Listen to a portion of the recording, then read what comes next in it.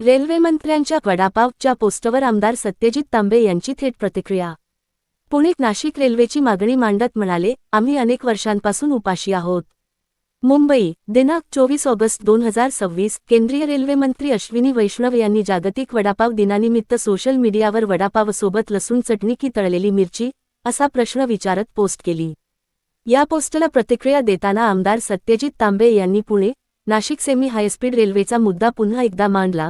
लसूण चटणी किंवा तळलेली मिरची दोन्हीपैकी काहीही चालेल, फक्त पुणे नाशिक हायस्पीड रेल्वेत हा वडापाव खाण्याची संधी मिळाली पाहिजे, यासाठीच आम्ही अनेक वर्षांपासून उपाशी आहोत, अशी मिश्कील प्रतिक्रिया तांबे यांनी दिली। मात्र या प्रतिक्रियेतून त्यांनी या रेल्वे मार्गाशी जोडलेल्या सर्वसामान्यांच्या भावना प्रभावीपणे मांडल्या। काहींसाठी वडापाव ही मौजमजा असेल, पण रेल्वेच्या अभावामुळे घरापासून लांब राहणाऱ्या तरुणांसाठी हीच उपजीविका आहे। त्यामुळे पुणे नाशिक सरळ रेल्वे सेवा सुरू झाल्यास या तरुणांना वेळेत घरी पोहोचून आईच्या हातचे जेवणही करता येईल, अशी भावना मांडत रेल्वेचा प्रश्न केवळ प्रवासापुरता मर्यादित नसल्याचे अधोरेखित केले। संगमनेरमार्गे रेल्वेसाठी सातत्याने पाठपुरावा। Nashik Pune semi high speed railway संगमनेरमार्गे व्हावी, यासाठी गेल्या काही काळापासून विविध स्तरांवर सातत्याने पाठपुरावा सुरू आहे। माजी मंत्री बाळासाहेब थोरात, आमदार सत्यजित तांबे यांच्यासह नागरिक आणि विविध लोकप्रतिनिधींकडून या मार्गासाठी भूमिका मांडली जात आहे।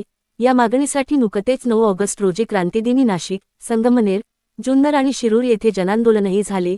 या आंदोलनांमध्ये विविध पक्षांचे लोकप्रतिनिधी आणि नागरिक सहभागी झाले होते। विकासाच्या दृष्टीने महत्त्वाचा रेल्वे मार्ग पुणे नाशिक थेट रेल्वे सेवा सुरू झाल्यास नाशिक, संगमनेर, जुन्नर, आंबेगाव, मंचर, खेड, चाकण आणि पुणे या भागांतील प्रवास अधिक सुलभ होण्यास मदत होऊ शकते। शिक्षण, रोजगार, उद्योग, व्यापार आणि पर्यटनासाठी या मार्गाचा मोठा उपयोग होईल, अशी भूमिका या मागणीच्या पाठपुराव्यातून मांडली जात आहे। या पार्श्वभूमीवर केंद्र सरकार आणि रेल्वे मंत्रालयाकडे संगमनेरमार्गे मार्गाचा विचार व्हावा, यासाठी सातत्याने पाठपुरावा सुरू आहे।